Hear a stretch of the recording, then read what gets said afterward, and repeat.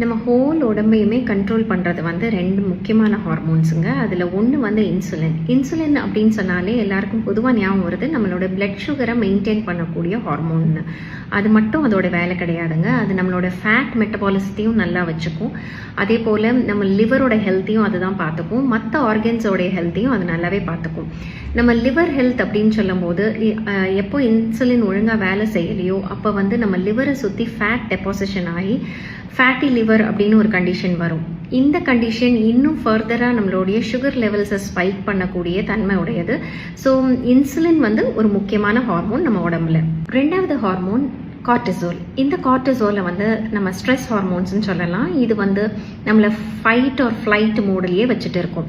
So இது அதிகமாக உடம்புல இருக்கும்போது எப்படி இருக்கும்? ஆங்ஸைட்டி, மூட் ஸ்விங்ஸ், நிறைய ஸ்வீட் கிரேவிங், எப்பொழுதுமே ஒரு மாதிரி இரிட்டேட்டட் மோடில் இருக்கிறது, இந்த மாதிரியான உணர்வுகள் நம்மளுக்கு இருக்கும்.